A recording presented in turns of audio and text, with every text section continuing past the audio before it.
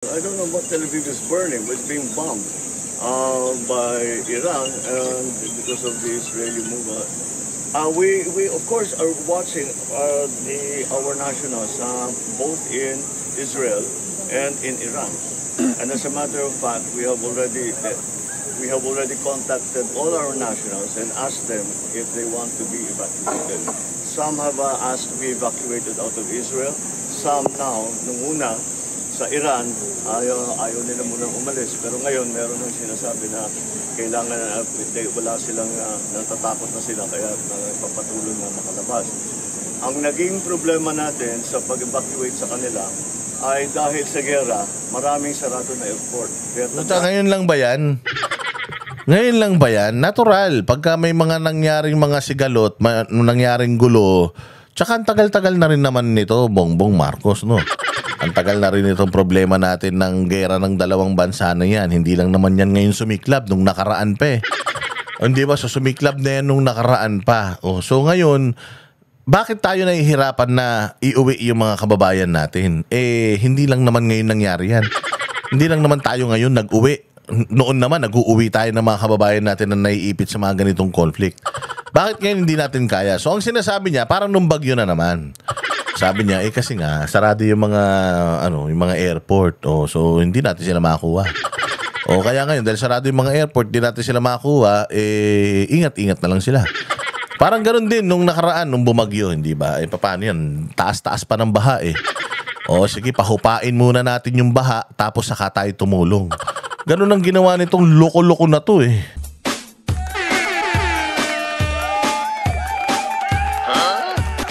Dancing with the beat with DJ Glenn on the mix. Marcos Bangag. Marcos Bangag. Ayo. Marcos Bangag. Ay, magandang araw. Mga banateros worldwide, mabuhay. At dito na naman po tayo mga bossing. Boss Dada ninyo, ang pinakawalang kwentang vlogger sa balat ng telebisyon. Huwag kayong maniniwala, huwag kayong magpapabudol, dahil lahat ng ating mga pinag-uusapan dito sa ating channel ay pawang kabalbalan lang.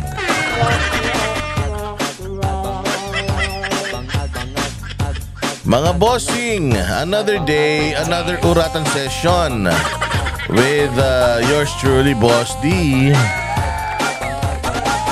At pasasakitin na naman natin ng mga ulo, katawan, balon-balunan, puso, isip, at kaluluwa ng lahat ng mga kawatan. Pumipiyok pa. Magnanakaw, adik, mambubudol, mga bangag, lahat ng mga switik, mga putok sa buho, mga salot sa lipunan, lahat ng mga hayop, animal, lahat ng mga magnanakaw, mandurukot, mga sinungaling, mga demonyo, Judas, Barabas, estas sa gobyerno. Opo, Diyos ko po, mga bossing. Ayan, at syempre binabati natin ang lahat ng mga banateros na nanonood worldwide. O, binabati rin natin lahat ng mga banateros na nagla-like, nag-share, nagko-comment. Ako po, maraming salamat sa inyong pagtangkilik sa ating mga video. Ay nako, mga bossing, ibang klase talaga mga nangyayari sa bayan natin ngayon. Pero pag-uusapan natin itong mga walang kwenta mga balitang ito. Ayan, kamusta naman ba mga buhay-buhay? Lahat ng mga nasa lahat ng mga nasa Amerika, lahat ng mga nasa Canada, lahat ng mga nasa North America, kamusta naman kayo dyan? Mga kababayan naman natin dito sa mga karatig bansa ng Asia, kamusta rin naman kayo? Buhay pa kayo? May mga balita? May mga balita? O mga kababayan naman natin sa Europa, ayan, dyan sa Hague, ng mga nagkakagulo-gulo pa rin pala dyan. Kala ko naman kaayos-ayos na ang mga yan. Nagkaayos-ayos na, tapos yung pala, hindi pa pala. Oh, yun, nagkaayos-ayos na daw, pero nagkakagulo-gulo pa pala. Ano ba, hindi ko alam kung anong plano nila dyan. Gusto ba nila maging tagapagmana? Gusto ba nila maging tagapagmana ng dahig? Walang iya kayong ayos-ayos. Nagkakagulo na nga rito sa Pilipinas eh. Ginugulo nyo pa yung mga Filipino community dyan sa dahig. Oo, ha. Eh, akala ko pa naman nag-live na, nagbati-bati na. Yung pala, wala pa rin. Nag-aaway-away pa rin. Kayo talaga, tigil nyo na yan. Tigil nyo na yan. Ano na lang tayo, focus tayo sa mga issues ng gobyerno. Habang inaaway kayo dyan, putang ina nyo, kita nyo nangyayari dito sa Pilipinas, puro katarantaduan na. Oo, paano dinadivert nyo na naman yung masyado kasi kayong bida-bida, no? Gusto nyo kayo lang lagi ang pinapanood ng tao at pinakikinggan ng tao. Tigil nyo na yan. Focus tayo sa issue ng bayan, no? Kita ninyo sa pagiging divisive nyo at sa pagiging divided nyo. Oh, ngayon, mayroon na naman silang bagong sinubukan. May bago na naman silang sinubukang kahayupan. Utangin na yan. Wala nang pag-asa talaga itong bayan natin. Hype na yan. Simulan natin mga bossing dito sa ano na ito, sa issue na ito mga boss. Naku po, Diyos ko po. Talaga naman, nakakadiri ang mga nangyayari ngayon dito sa ating bayang Pilipinas. Ay, grabing kagarapal neto ni Garcia. Hayop na yan talaga, kumakati pa yung mata ko. Oo, kasi meron akong allergy eh. Oh, grabing kagarapalan neto ni Chairman Garcia talaga, putang ina, ibang klase. So, solid sa kasamaan itong mamang ito.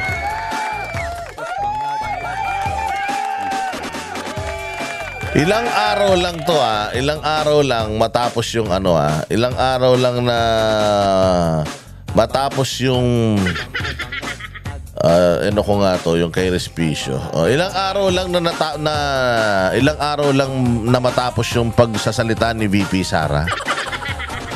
Na dinaya tayo ay naniniwala na ang mga nanalo yung kandidato natin. Ilang araw lang matapos siya. Putang ina, ito na. Simulan natin dito sa dito sa Duterte Youth Party List. Alam nyo, ang Duterte Youth Party List po ay binoto ng 2 milyon, 2.3 milyon na mga Pilipino. Ang boto po ng Pilipino ay lintik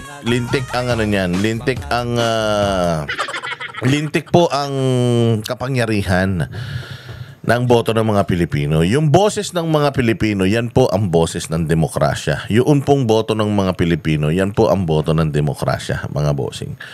So bakit ko ito pinagtutuunan ng pansin? It's because nakakalungkot isipin na sa kabila ng pagkakaroon natin ng pinakawalang kwentang presidente sa balat ng Pilipinas, nagkaroon pa tayo ng pinakabasurang Comelec. Grabe to mga bossing. Imagine, itong Duterte Youth Party List, 2.3 million na mga Pilipino ang bumoto rito. 3 seat ito. 3. Grabe ito, 3. And nakaupo na to ng dalawang term na po ito na nakaupo. At sa pangatlong term, sa sobrang galit ng mga Pilipino sa mga makakaliwa, sa sobrang galit ng mga botanteng Pilipino sa mga komunista, inilaglag nila yung mga komunista at lahat sila halos bumoto. Itong Duterte Youth Party List, hindi ito nagkakaroon ng ganito karaming boto. Ngayon lang. Dahil nga ang mga tao gigil na gigil. Gusto ng mga tao talaga na makabawi sa gobyerno at makapag-upo dyan sa Congress ng mga congressman na magtatanggol talaga sa mga Pilipino. Magiging boses talaga ng mga Pilipino, hindi magiging boses ng mga relos, ng mga mamahaling relos at mga nila. So itong sila Cardema, 2 termino na nakaupo, nireklamo ng isang ano ba nagreklamo dito? Kabataan ba? Yung kabataan na party list na yan. Nireklamo ito, punyetas na yan. Ito nga kabataan na to, di ba meron pa nga silang kaso ng rape? Mga manyakol tao dyan. Di ba meron silang isang mataas ang posisyon dyan na nanggagahasa ng mga kabataan dyan.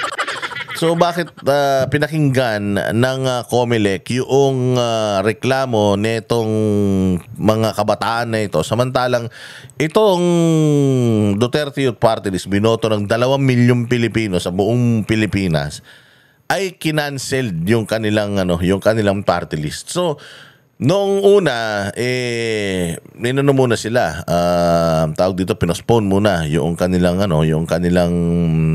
pag-upo with all the temporary restraining order sa Supreme Court na kanilang at yung kanilang pagpoprotesta. Dahil bakit mo kami hindi papaupuin? Dahil lang sa kaso na yan. Kung talagang legit yung kaso na yan, dapat hindi kami nakaupo ng 2 termino.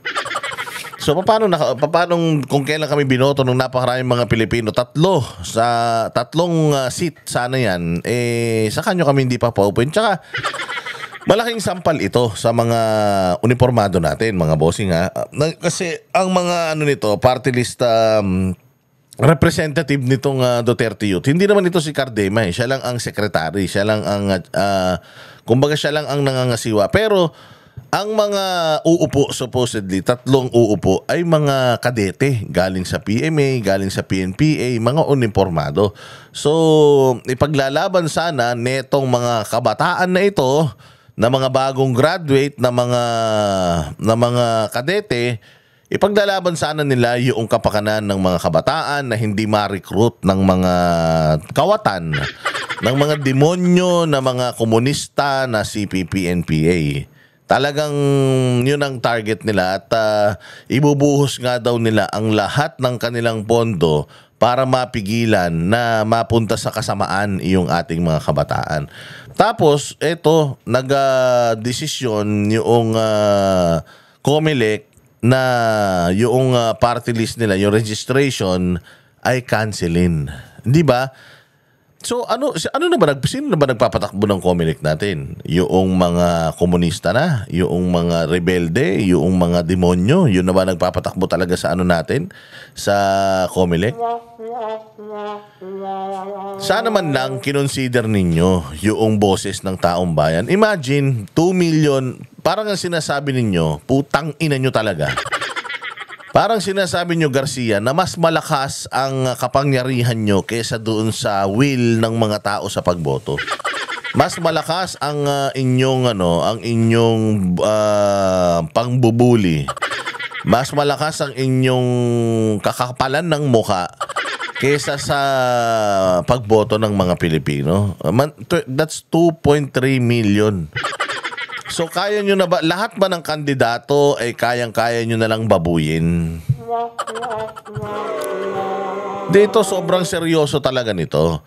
Kasi meron pa kamakailan, bigla nilang dinelete yung mga files na naayon daw sa batas. Imaginein mo, napakaraming mga protesta, napakaraming mga irregularities. Ito yung election na mas sinasabi nila na sobrang successful, pero putang ina nyo, 17 million yung hindi nabilang na boto sa pagkasenador. Tas sasabihin nyo, ito yung pinaka na naging successful itong election na to. Nagre-request pa nga ng manual count. At may mga may mga protesta pa nga yung ibang mga kandidato patungkol sa naging resulta ng boto. Kasi itong pagboto sa Duterte Youth at yung pagtanggal nila, it's an indication na talagang kinokontrol neto ni Garcia ang mga resulta ng eleksyon nating. Hayop siya. Buwisit talaga. Kaya dapat ito itong si Garcia, hindi lang to dapat madisbar. Dapat talaga ma-lifestyle check ito. Kaya nga ako nananawagan ako diyan kay Senator kay Senator Marcoleta, kasi siya ang kauna-unahan na nagsabi na meron daw mga offshore accounts ito sa ibang bansa. At meron pang bagong sa kanya, meron pang bagong ibinibintang sa kanya. Kakasampa lang kahapon sa Supreme Court na nanghihingi daw ito si Garcia ng 300 million. Di umano nanghihingi daw siya ng 300 million para manalo ka sa eleksyon.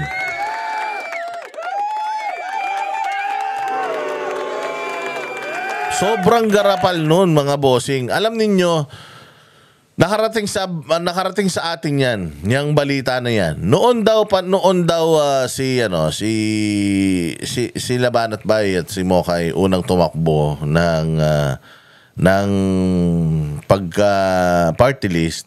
Inalok na rin daw sila ng Comelec, some Comelec official about that ng pera. Meron pa tayong isang narinig nito lang na 400 million naman. Tapos ito 300 million. Imagine. Ang sobrang kahayupan ang ginagawa ninyo para lang mailagay ninyo, may isa katuparan yung mga kahayupan ninyo.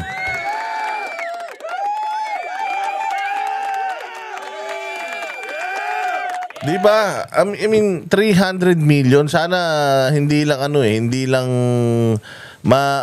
matanggal sa grabe yun, mga bossing sa totoo lang yung 300 million na nire-request, inihiling para manalo ka sa eleksyon, and then may narinig pa tayo nitong nakaraan na 400 yung hinihingi para makapasok ka sa party list. Ganun din. Alam nyo, pagka ganyan ng ganyan, wala na talagang pag-asa bayang Pilipinas, mga bossing. Wala na. Kapag ganito ng ganito, imaginein mo, ang mga tao, every 3 years na lang tayo merong eleksyon. Paparating na naman yung eleksyon ng barangay. Paparating na naman yung eleksyon ng 2028. And ngayon pa lang, nag-iisip na tayo kung sino. Ngayon pa lang, puposisyon na sila. Ngayon pa lang, nag-iisip na tayo kung sino ang karapat-dapat. Naglilista tayo, gigising tayo ng maaga, ang tagal nating aantayin, pakikinggan natin lahat ng plataforma nila, tapos mag-aaral tayo, and then anong mangyayari after? Ganun din. Ang mangyayari, putang ina, sila lang din ang masusunod. Sila lang ang may kapangyarihan na ilagay yung gusto nilang ilagay. O matapos itong pagsasalita ni VP Sara, si Cardema, yung kanyang party list canceled. Sino ipapalit dyan? Mga komunista na naman. Tapos eto naman eto namang Comelec na naman, nagbura na naman sila ng mga images ng mga balota. Hindi ba meron pang 6 million na balota na ina-account natin, nasaan na yun, nasira ba yun? Talaga bang sinira yun? Kasi hindi naman nila pinakita. Kung sinira, sinabi lang nila na sinira.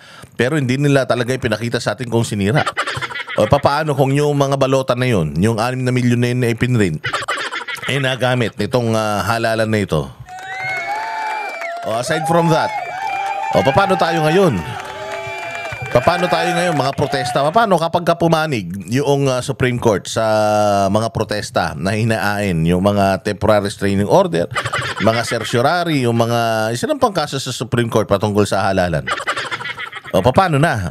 Pinagbubura na yung mga files, yung eksaktong image ng mga balota na pinrint. Grabe yan. Sobrang kademonyohan yan, sir. Sobrang kademonyohan nito. Hindi ito gagawin ng isang matinong tao. Gagawin ito ng Satanas. Gagawin ito ng isang tao na talagang matindi ang pandurugas na ginawa. Ano na naman yung nangyari? Ito lang. Ngayon lang, mga bossing. Kagabi, breaking news. Itong tao ni Yorme na si Luis Joey Chua Uy ay nanalo diyan sa District 6 ng Maynila. Ang kalaban niya diyan si Benny Abante. Mantakin mo, isang gabi lang dumaan, idineklara ng Comelec na nanalo si Abante at si Luis Joey Chua Uy ay disqualified idi umano. Tingnan natin kung ano yung nakasulat dyan sa aking nasa likuran, ha?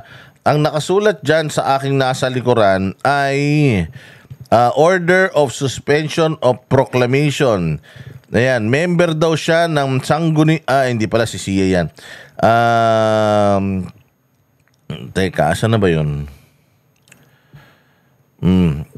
respondent is considered a non-candidate and his COC is void ab initio.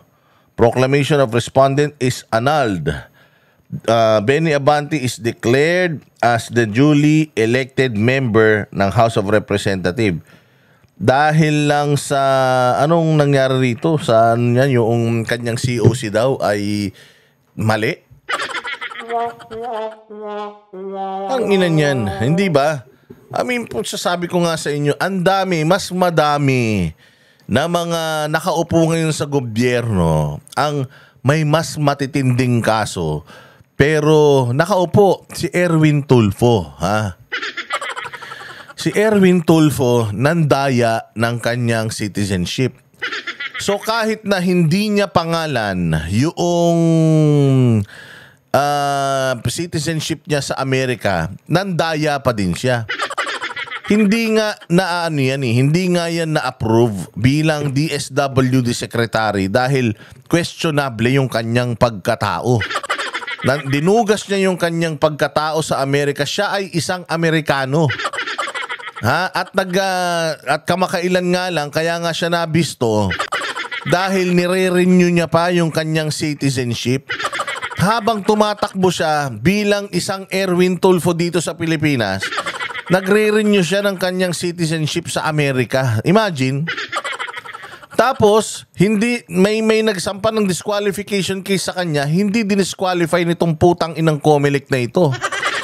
Pinaupo pa, yan si Erwin Tulfo. O isa pa, ACT Teachers Party List nominee na si Franz Castro, convicted child abuser. Convicted child abuser. Di ba?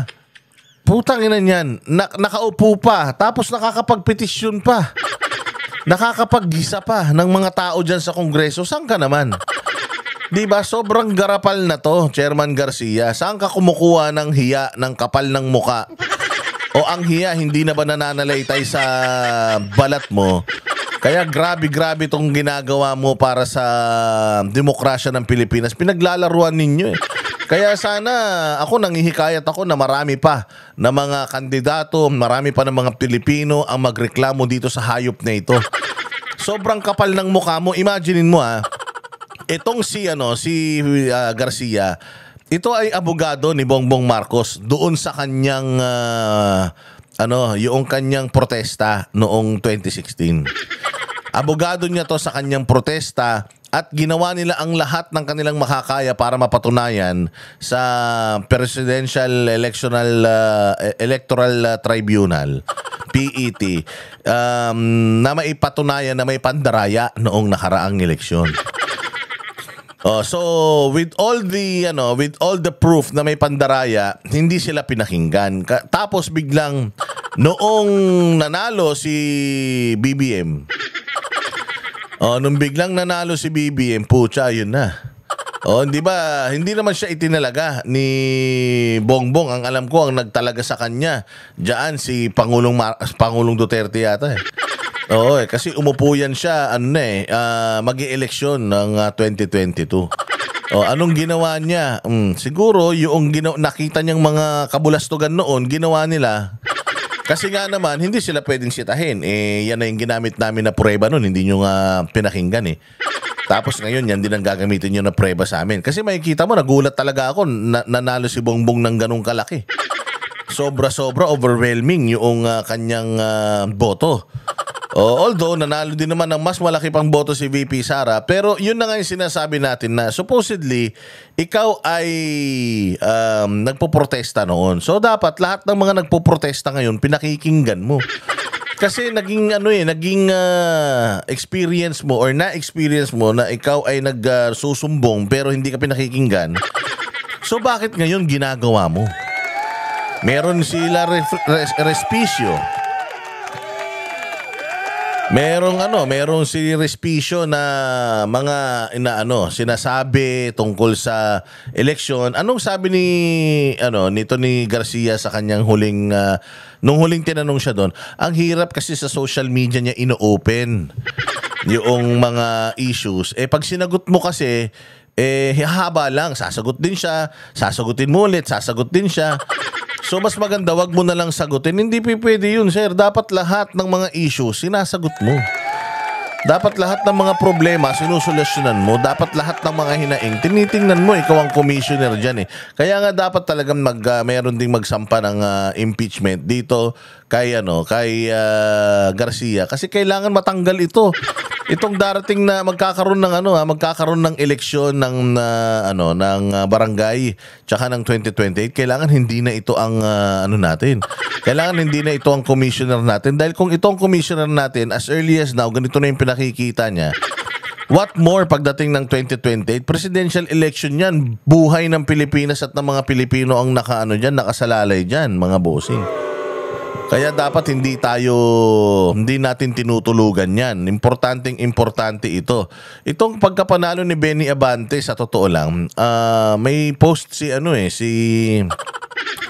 MJ Kiambao na noong nasa Congress daw sila nung huling hearing, nabanggit daw yata ito ni Abante. Hindi daw niya masyadong sineryoso, pero nabanggit na nga daw ni Abante na uupo siya. O kita mo, nagkatotoo. Paano nangyari yan? I-post si MJ Kiambao, basahin nyo. Na nagulat daw siya nung nakita niya itong nangyari ngayon. Naalala niya, sinabi sa kanya noong mismo. Sinabi sa kanya mismo, di umano ni Benny Abante, yung na siya daw ay uupo. Paano uupo? Natalo ka. Tapos nalaman nila ganito. Hindi ba? Takin mo dahil lang sa mali sa kanyang dahil lang sa mali sa kanyang COC, kung totoo man yan. Yung boses ng 6th District, putang ina, dinisregard ng COMELEC. At ipinanalo nila yung hindi binoto. Saan ka naman? Yung ibinoto ng tao, putang ina, hindi nila pinaupo. Tapos yung hindi binoto, yun ang inuupo nila. Sagad sa kagarapalan itong si Garcia. Akala mo ang bait-bait. Akala mo ang ayos-ayos magsalita. Pag nagpapaliwanag to, ang dami-dami niyang sinasabi para malito ka. Para magmukhang matalino at mukhang credible siya. Pero iba yung kanyang mga sinasabi sa ginagawa niya. Katulad na lang nung nakaraang eleksyon. Anong sabi niya? Nung wala pang eleksyon, ang sabi niya, sabay-sabay na mag-i-issue. Sabay-sabay na magbabato ng information itong mga makina mula transparency server papunta sa mga servers ng media, ng ganito, ng ganyan. Sabay-sabay. Ganon. Hindi pwedeng may delay. Kailangan sabay-sabay, mabilis. Ganito, ganyan. Ito na. Election na. Putsang ina, 1 oras kalahati na nakalipas, hindi pa nagbabato ng impormasyon. Tapos biglang sasabihin niya, hindi kasi nililinis muna. Para pagbato, malinis na. Anak ng tinapay yan. So iba sinasabi niya bago mag-eleksyon, putang na, hindi pa nga siya nasisingil tungkol doon. Wala bang magsasampa ng kaso dito sa hayop na ito? Sobra sinungaling nito. Gamitin ninyo yung mga TV interviews niya, dahil ang dami nitong ipinangako, ang dami nitong dinemo na hindi nangyari nung actual na eleksyon. Kaya dapat talaga ulitin natin yung eleksyon na yan eh. Kahit gumastos ang Pilipinas. Putangin na yan, kahit gumastos ang Pilipinas. Total naman, ninanakaw nyo lang naman yung pera ng bayang Pilipinas. Mano ba naman yung magka-eleksyon tayo ulit para magkaalaman? Putangin na. Imposible na matalo itong mga kandidato ng Duterte. Nakita nyo naman, yung Duterte youth nga nag-number 2, si Bongo nag-number 1, si Bato number 2. Tapos yung mga kasamaan nila natalo. Ayun yan. Dapat talaga mag-conduct ng investigation mag-conduct ng investigasyon itong Senado, lalong-lalo na ito si Marcoleta. Lalo na sinabi ni Marcoleta na napakarami daw pera nitong hayop na ito sa ibang bansa. Na tila mo, according to Marcoleta, parang doon sa report ni Marcoleta noon, pinagkakakitaan talaga nito yung kanyang posisyon dyan sa COMELEC. Tingnan ninyo maigi. Chairman Garcia, ang dami naman kasi, sobra-sobra naman to. Ang dami mo naman kapalpakan na ginawa sa loob lamang ng ilang buwan. Hayop naman, walang kapatawaran to. Dapat talaga yung mga ganito sinusunog ng buhay. Dahil sobra-sobra pag yurak ito sa ating demokrasya. Napaka-importante ng ating boto. Hindi nga natin pinagbili, putang ina niyan. Kung alam ko lang, di sana pinakinabangan kong dadayain nyo lang pala yung aking boto. Di sana puta ibinenta ko na. Hayop ka talaga. Ganon din pala. Mantakin mo Kaming mga vlogger, panay ang sabi namin, parang awan nyo na, wag nyo nang ibenta yung mga boto ninyo. Bumoto kayo ng tama. Galit na galit mga Pilipino. Tangina, hindi nagbenta ng boto. Anak ng tinapay, tapos dinugas nyo lang. Hayop ka. Wala kang puwang sa Pilipinas.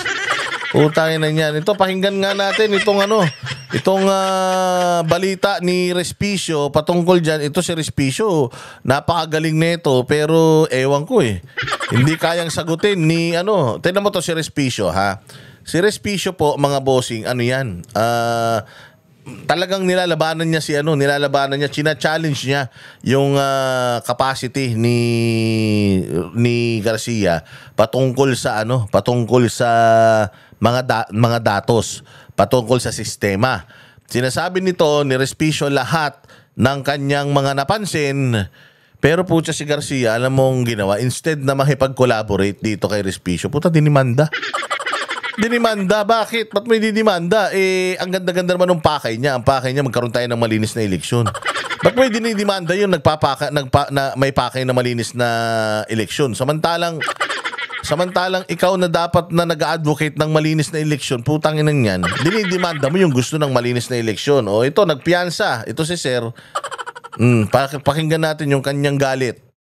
Ang piyansa si Reyna Mercedes, Isabela Vice Mayor-elect Attorney Harold Respicio sa Manila RTC Branch 34. Matapos niyang matanggap ang kumpirmasyon na may pinalabas ng warrant of arrest laban sa kanya. Si Respicio ay kinasuhan ng COMELEC kaugnay ng umano'y pagpapakalat ng fake news hinggil sa nakaraang eleksyon. Si Margaret Gonzalez sa report. Pirmado na raw ng Manila RTC Branch 34 ang warrant of arrest laban kay Attorney Harold Respicio para sa mga kasong may kinalaman cybercrime.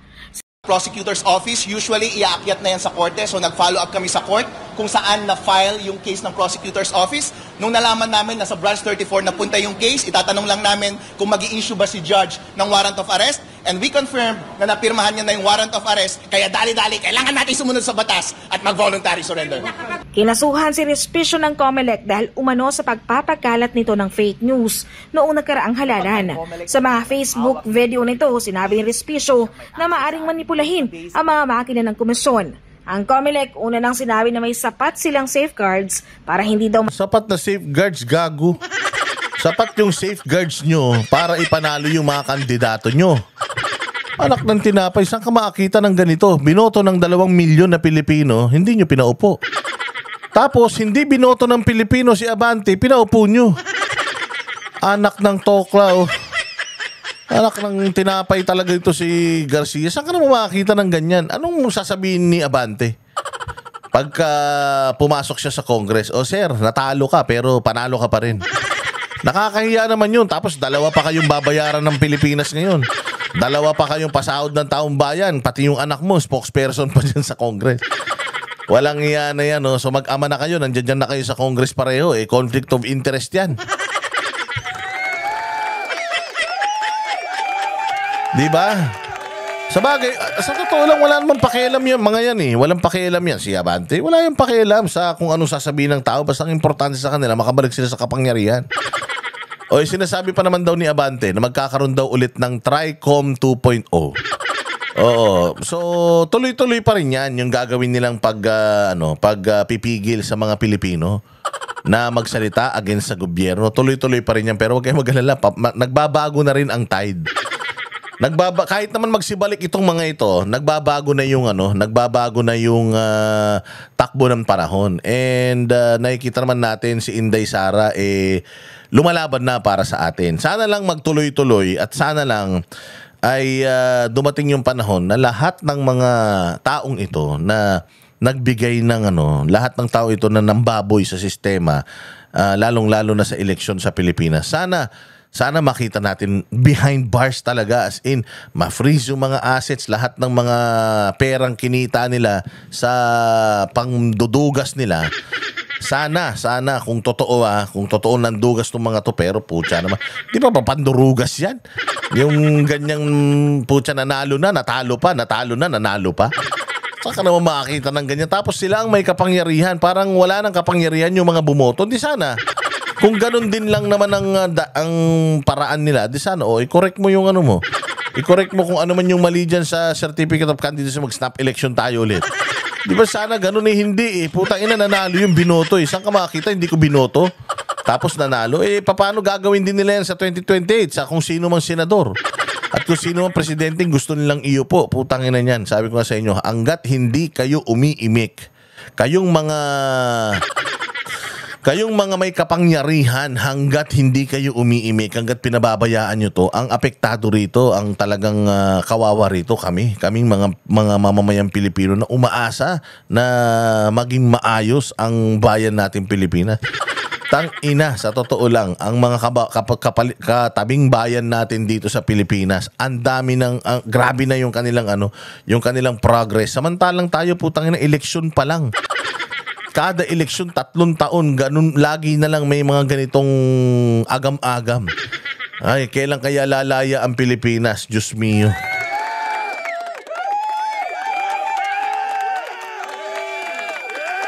At kay Benny Abante, enjoy mo yan. I-enjoy mo yan. Deserve mo yan.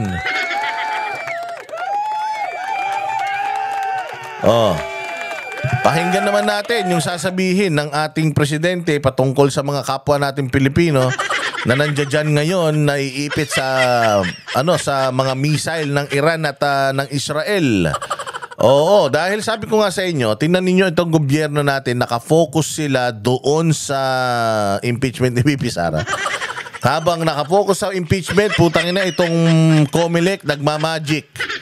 Oo, tapos ito, may mga kakaharapin tayong problema dito sa bayang Pilipinas, dito sa ito nga yung sinasabi ko na itong ating bayan, wala tayong sariling pinagkukunan ng langis.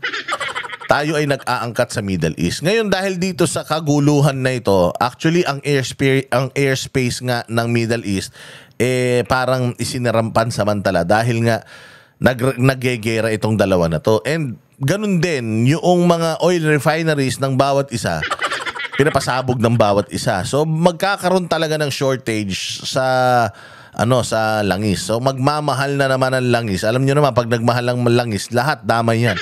Lahat ng basic services and commodities sa Pilipinas, sigurado. Imaginein mo wala pang problema sa Middle East, ganito na problema natin sa presyo sa Pilipinas.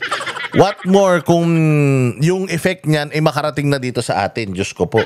Oo, magmamahal ang diesel dahil sigurado hindi tayo makakakuha ng Dahil ang problema pala dito sa Pilipinas, hindi pala tayo nag-i-imbak. Nasa batas pala dapat na mag-imbak tayo ng langis ng at least na kayang-kaya na mga kalahating taon.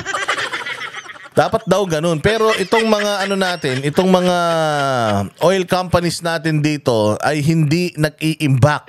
Ang kanilang imbak good for 1 week lang yata. So ngayon, kapag biglang nagsara dyan sa Middle East wala na tayong gasolina dito. So magugutom tayo lahat dahil wala tayong langis na nakaimbak. Yun ang problema natin. Napakalaking problema niyan. Akala nyo baliwala yan?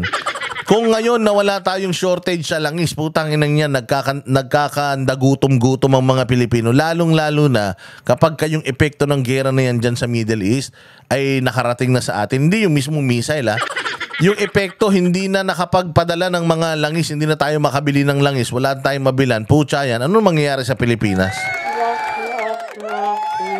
Yan yung mga dapat iniintindi.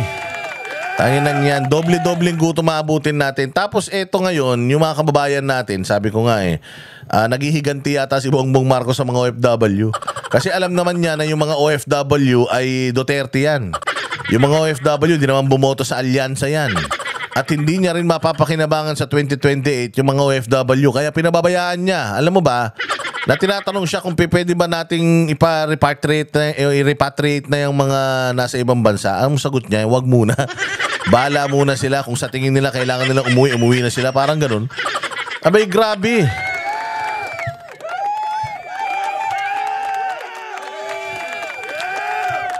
Oo, anong ha? Totoo yun.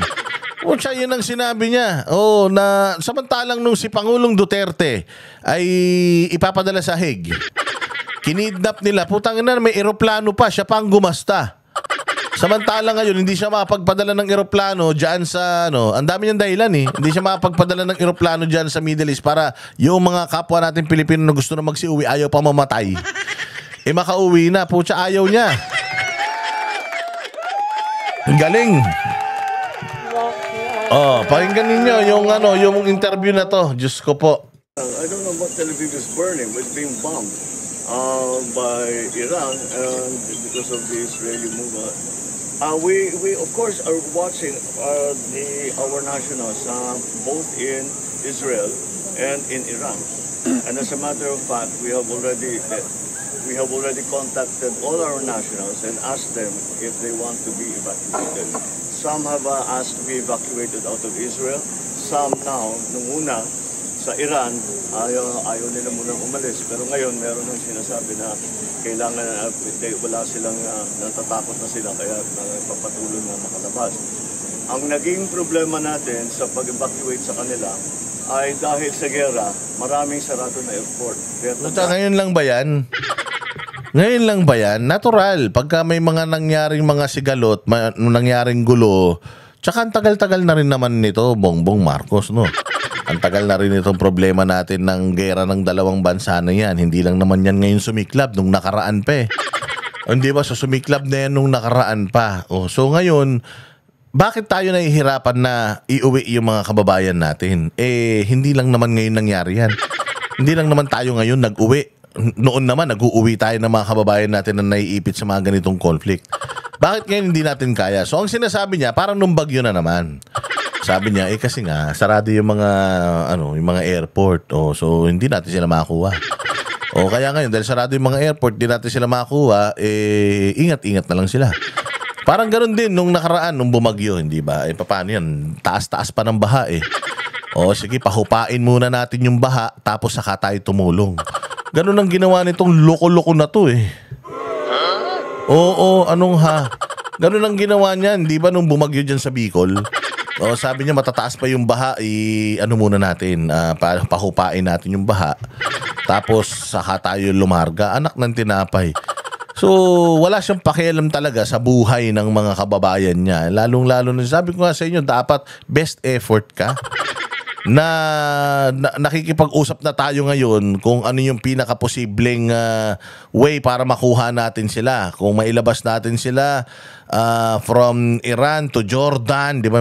Kung from Israel to Jordan to ganito, ganun ang ginagawa natin. Hindi, ang inaano niya kagad is, hindi pa. Problema kagad yung sinasabi niya sa atin. Hindi ka pa makapunta ro kasi may mga may mga sarado pa yung mga airport, di natin sila So ngayon nagpaplano ka pa lang. Ang tagal-tagal nang nagigera ng dalawa na yan. Dito mo talaga makikita na wala siyang alam na solusyon sa mga problema, ba't maghintay. Alam naman niya matiisin ng mga Pilipino. Alam naman ito madiskarte yung mga Pilipino eh. So taguan nyo na lang daw yung mga bala at mga missile dyan. Kung halimbawa buhay pa kayo, saka kayo re-rescue nito. Naghahanap tayo ng ruta kung saan sila mailabas. But we have been able... Naghahanap ka pa lang ng ruta kung saan mo sila ilalabas? Ang tagal-tagal na nagyegera ng dalawa. Dapat nga meron ka ng contingency plan eh. Di ba? Pagka nangyari ulit to, nagkabakbakan ulit dyan, ganito gagawin natin. Di ba dapat ganun yung ambassador mo dyan? Dapat meron na siyang contingency plan. Anong gagawin mo? Magkaroon ng problema, may conflict dyan sa Iran at saka sa Israel. Hindi, ganito ang gagawin ko. Kinausap ko na yung Filipino community dito, yung mga kababayan natin dito na ganito ang gagawin na magkikita-kita kami sa isang lugar. Tapos mula doon sa lugar na yun, sasakay kami ng sasakyan tapos pupunta kami sa malayong lugar. Oh, para maging safe. O, yun ang usap. Walang ganun. Nagpaplano pa lang kayo kung kailan nagigera na. Putang ina, paano kung hindi matapos yan? Paano pa magiging successful yung plano nyo? To si Bongbong, parang putang ina to, wala nang problemang sinulusyonan tong hayop na ito eh. Puro papogi eh.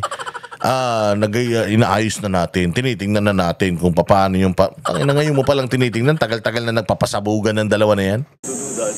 And the first batch, in fact, Secretary Dak is already on his way to Israel, to Jordan, para ma-coordinate niya both the evacuees from Israel and the evacuees from Iran. To raise the alert level 3 or 4? To?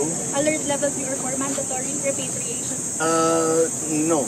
Not. Diba? Alert level 3 and 4. Mandatory repatriation na yan. Anong sabi niya? No. So walang mandatory repatriation. Putangin na nga. Kung walang mandatory repatriation, paano mo mapapalis yung mga Pilipino dyan? Kasi ito problema ng mga Pilipino. Diyan, mamamatay sila sa missile mabilis. Pag uwi nila dito, mamamatay sila sa konsumisyon dito kay Bongbong. Unti-unti, parang nauupos na kandila. Dahil, putya, kawawa ka talaga eh. Pag dito ka umasa kay Bongbong eh. So walang mandatory repatriation. Yes. We generally leave it to each individual. Generally leave it to each individual. So bahala daw sila. Kung gusto nilang umuwi dito, bahala sila. Pero walang mandatory. Ibig sabihin, kasi kay PRRD yan noon, gagawin yan. Hindi, pumpilitin nyo, embassy dyan. Pilitin nyo, yung mga yung mga kababayan natin magsiuwi na, pilitin nyo. Gawin nyo lahat ng makakaya nyo. Puta siya, hindi. Wala tayong mandatory repatriation dyan. Bahala sila sa buhay nila. Kung gusto nilang umuwi, it's up to them. Kung ayaw nila, bahala sila. Anak ng tinapay. Ganyan ang presidente ng Pilipinas. Each family to decide for themselves whether or not they feel safe or whether or not they would like to be evacuated. Sir, the expected impact is higher oil prices here. How are we Ayan. Anong sagot niya sa oil price hike? facing for that, sir? Well, again, we're starting already with the assumption that the oil prices will in fact go up, and I cannot see how it will not, because the Straits of Hormuz will then be blocked. If it escalates, the oil cannot come out of its source. Oo, alam namin. Putangin na. Kailangan pa ipaliwanag. Pinapaliwanag para kang grade 1 eh. Alam namin, hindi makakalabas. Muna ipaliwanag, sagutin mo na lang yung tanong. So the prices will certainly be affected. So the subsidies. Putangin na, ayuda. Yun na, ang problema natin. Ayuda na naman. Subsidy na naman. O tayo. Diba? Ganyan yan katanga. Lahat ng problema, gusto niya, ayuda ang sagot.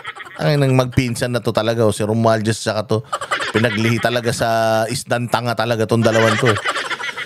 Mano ba naman ngayon hindi pa, di ba? Mano ba naman hindi pa naman na ngayon, hindi pa naman na mahirap kumuha ng langis ngayon, mag-iimbak na tayo ng marami. Oo, marami tayong mga imbak. Nasa batas naman yan na kailangan nag-iimbak tayo eh. O sa ngayon ba, ilan ba yung imbak natin? Tumatagal ba ng 1 linggo, 2 linggo? O ngayon, ipepersahin natin lahat ng mga oil companies dito sa atin na mag-imbak ng langis enough para sa kung sakali man magkaroon ng problema dyan, 6 months, yung presyo ng langis sa atin stable dahil enough yung inimbak natin. Putangin na sa kanya, hindi. Ang sagot niya, tataas talaga yan. Kaya nga ito, ang iniisip namin, ayuda. Pag tumaas ang presyo, bigyan lang namin ng ayuda yung mga Pilipino. Huwag na sila magreklamo. So grabe, no? Ganun talaga ang tingin nila sa mga Pilipino. Diyos ko, ayuda. Ayuda na naman. Ayuda na nga noon. Ayuda ulit ngayon. Diyos ko po. Ito, yung pagtatalaga niya kay Torre. Ito, gusto ko rin mapag-usapan natin ito. Pakinggan natin itong bakit niya itinalaga si Torre. Puntahan ko po ang inyong pagkakatalaga kay bagong PNP. Puntahan ko po ang inyong pagkakatalaga kay bagong PNP Chief General Torre. Personal choice niyo po ba yun, Mr. President? In terms of the police, isa lang ang iniisip ko, that people are safe. Now, it's like Caesar's wife. You're not just safe. It's not sufficient that you are safe. you must feel safe. So, kailangan daw feeling mo safe ka. Putang ina, paano ka magiging feeling safe dito kay Tore? Paano ka magiging safe kay Tore? Unang-una sa lahat, tarantado yan. Ibang nasa warrant of arrest, walang search warrant, pinasok ang isang simbahan, may namatay na isa, ikinulong lahat ng tao doon, tumira sila ng 16 na araw doon, libu-libong mga pulis ang nilagay doon, hindi naman si Bin Laden yung hinuhuli nila. At binalahura nila yung lugar na yan. As in, literal, binalahura nila. Lahat ng klase ng paglabag sa batas ginawa ni General Torre dyan sa Kingdom of Jesus Christ, pati dyan sa buong Davao. Tapos sasabihin nitong gunggong na ito na yung pagtatalaga niya dyan kay Torre is dahil ang mga Pilipino ay feel nila safe sila kay Torre. Tangina, mukha pa lang nun ni Torre, hindi mo na mapagkakatiwalaan eh. Paano ka magiging safe sa isang tao na tinanggal sa QCPD? Sa isang tao na may persona non grata sa Samar? Sa isang tao na punong-puno ng kaso ng paglabag sa human rights? Paanong pinagkatiwalaan mo ito at paanong pagkakatiwalaan ng tao ito? Ito yung pulis na sinasabing pwedeng manghuli kahit wala kang warrant of arrest.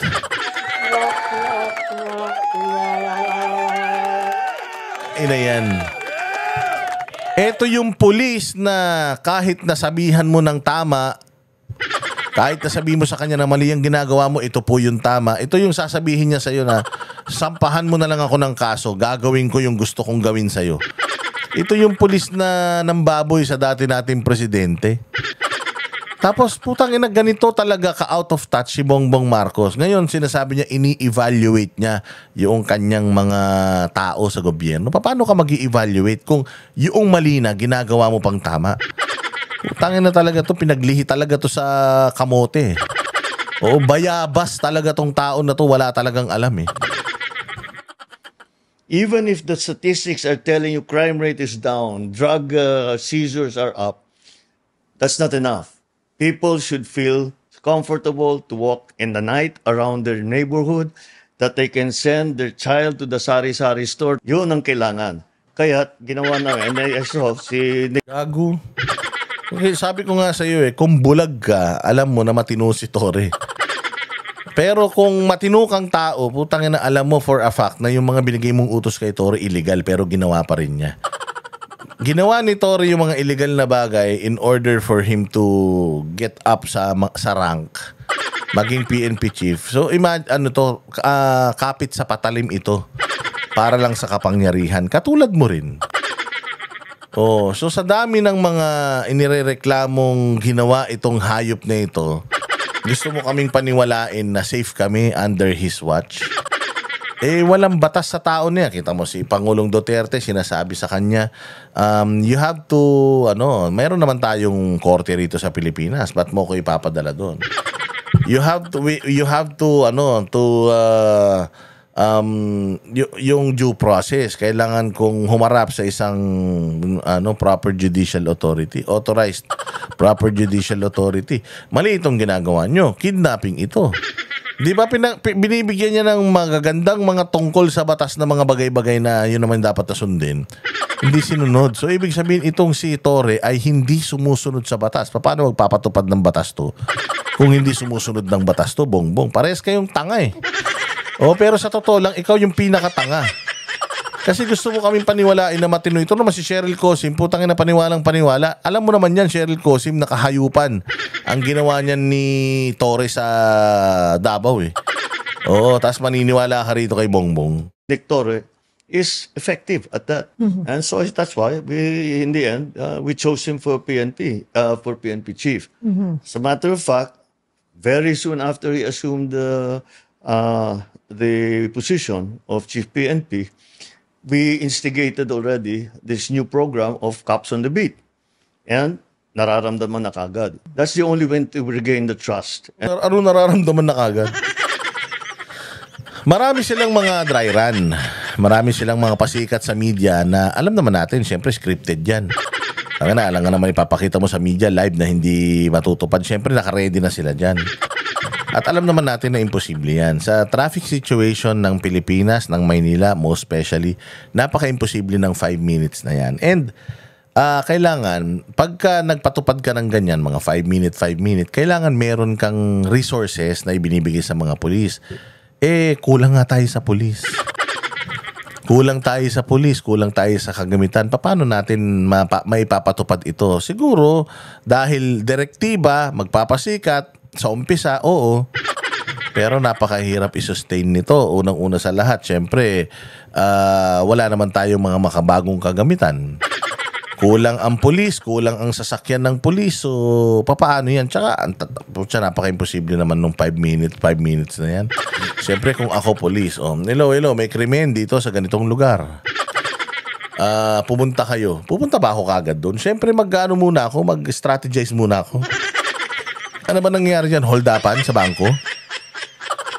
Hold-upan sa bangko? Ganun ba? Tapos 5 minutes, gusto mo nandun ka agad ako? Siyempre, hindi. Kailangan, strategize muna ako. I-coordinate ko yun sa SWAT, i-coordinate ko sa kung saan. Hindi naman pwedeng pupunta ako kagad doon. Dahil pagpunta ko ron, putangin ng yan, hold upan ng bangko. Ang lalakas ng baril niyan, paltik lang tong baril ko, tapos yung baril nila automatic. Anong labang ko dyan, hindi ba?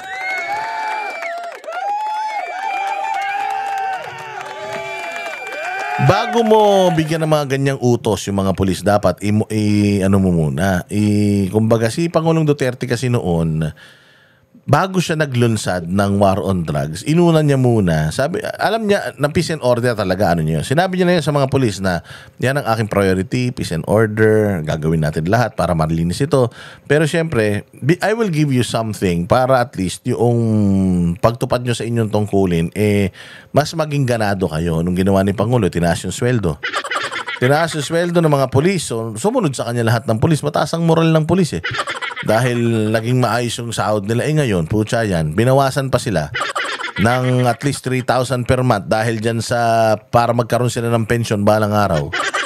Anong paghuhugutan ng mga pulis ngayon? Visit yung mga pulis. Dami kong mga pulis na kaibigan, visit Oo, dito sa mga pinaggagawa nila na to. Kaya lang, wala lang choice. Dahil nga, tarantado yung hepe, tarantado yung presidente. Wala silang pakialam doon sa mga empleyado nila. Basta ang importante, maging pogi sila.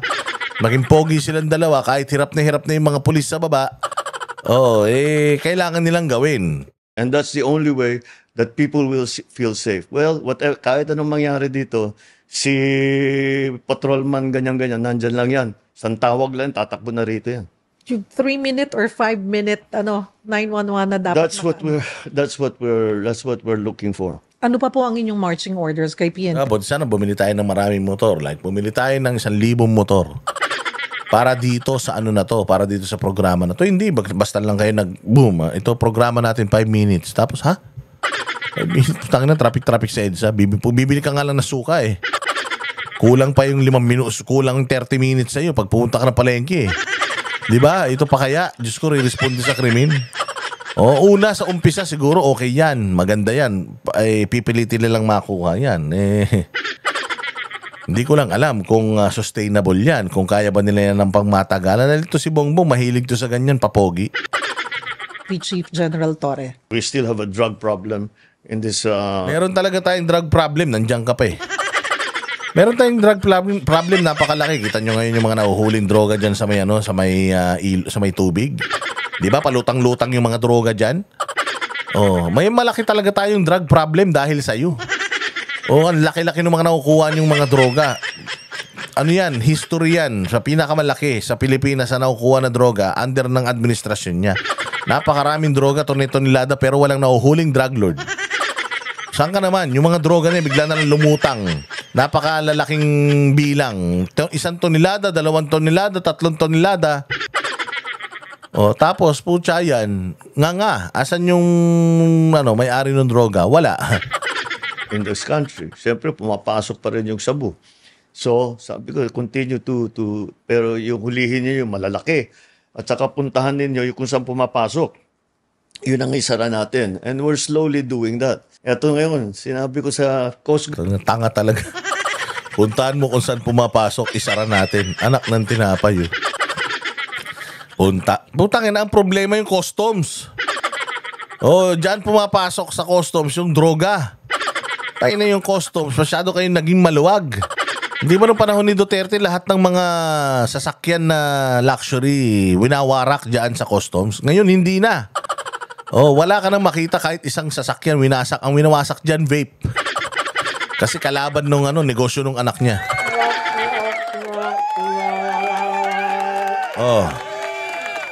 Shabu, may nakita kayong may nakita kayong nahuling malaking sa huliin daw yung malalaking dealer. Puta, meron ba? Tagal-tagal na wala tayong nakikitang malaking dealer. Wala tayong nakikitang malaking Chinese drug lord na nahuhuli sa Pilipinas. Buti pa ng panahon ni Duterte, ang dami. Guard at saka sa PNP, bantayan na ninyo kasi ayokong bumalik sa merkado yan. Sirain na ninyo kagad as quickly as possible and make sure na nandoon kayo para pag... Alam mo yung term na ginamit niya, ayaw niyang bumalik sa merkado. Ibig sabihin galing na sa atin yun, ibabalik ulit sa merkado. Kasi kung talagang yan, galing sa labas, pumasok dito, dapat na sinabi mo, ayaw ko yan mapunta sa merkado. Pero yung sinasabi niya na ayaw niyang bumalik sa merkado, ibig sabihin, sa atin talaga yun. Hinuli, ibabalik mo ulit. Putang inang yan. Sinabing so many tons, ilang tonelada, yun talaga ang nandyan. Hindi nababawasan. Bilangin ninyo ng gusto. Bakit nung kayo sa alitagtag? Sabi nyo 2 tonelada. 2 tonelada, putang ina 2,000 kilo, tapos naging 800 na lang. Saan napunta yung 1 tonelada? Anak ng tokwa talaga, Buhusan nyo ng gasolina, sunugin na ninyo.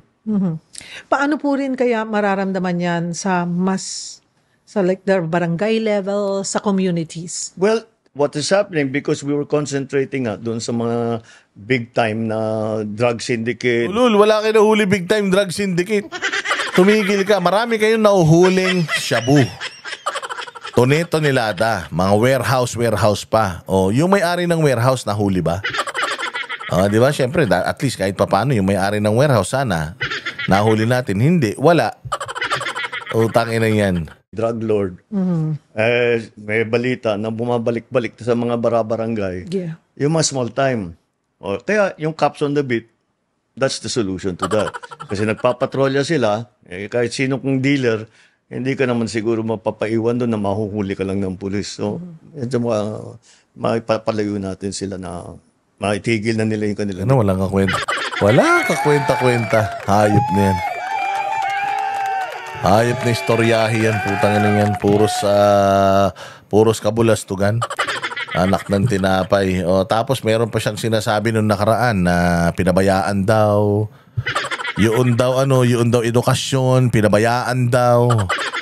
Putang ina, paano pinabayaan yung edukasyon? Yun daw, meron daw mga daan libo na mga classroom daw.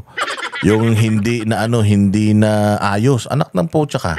Di ba sinabi nga ni Inday Sara yun na marami kaming project ng pagsasaayos ng classroom. Ang problema, ninanakaw nga ni nung pinsan mo tsaka nung kanang kamay niya, di ba? 2 tao lang naman may hawak ng budget, sabi niya. Yung pera na nire-request namin para sa pagpapasaayos ng mga classrooms, puta kinakatkong nila. Parang din yan yung dyan din sa San Juanico Bridge, di ba?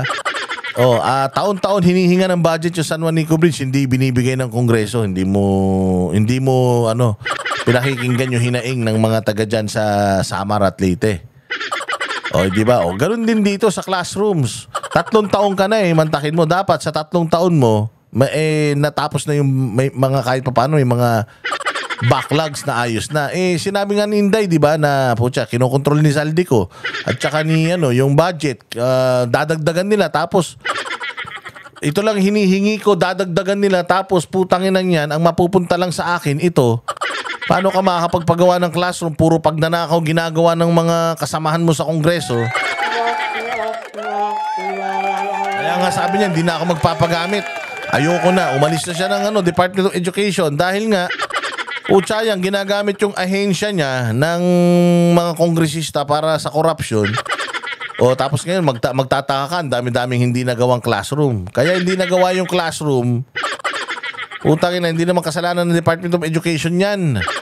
O dahil ang mga classroom, lalo na yung mga building na gagawin, DPWH yan, hindi yan Department of Education. Ang sasasabi nito. Anyways, bawi tayo sa susunod na vlog. Mabuhay kayo, kita-kita tayo ulit ha. Dahil tayo ay meron lang tayong ganap. Meron lang tayong atin ang importante. Maghahatid ulit ako sa inyo ng balita. See you sa susunod na upload. Mabuhay kayo. God bless you. Salamat sa mga nagla-like, subscribe at ang nagsusuper thanks. Pag-usapan natin ulit mga issue ng bayan natin Pilipinas sa susunod na vlog. Mabuhay kayo. Kami ang boses ng masa, hindi natatakot. Katotohanan lang, di kami nalulunod. Walang bahid ng sismis, lahat ay totoo. Kahit sino ka pa, pag mali ka babanatan ka. Walang pinipili kulay, wala kaming kinikilingan. Basta para sa bayan, kami lalaban. Pagdama palakpakan, pag mali banatan. Di matitinag, di matatakot, para sa bayan tuloy ang sigaw. Sa harap ng kamera, walang halong takot. Mga baluktot, lahat kayo'y tutumba. Ang hustisya at totoo, yun lang ang mahalaga. Kahit sinong harang, di kami matitinag. Walang pinipiling kulay, wala kaming kinikilingan. Basta para sa bayan, kami lalaban.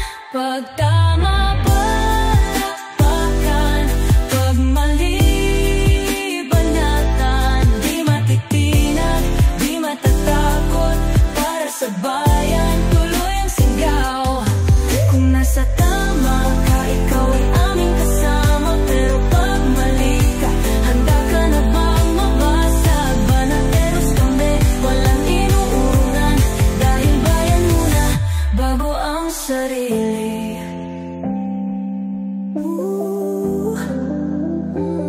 Bago ang sarili.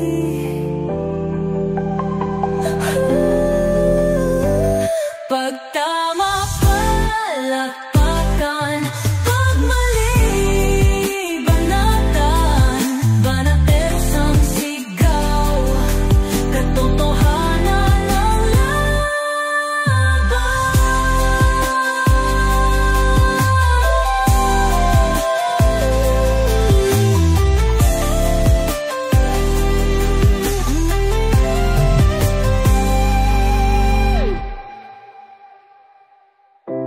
Sa harap ng kamera, walang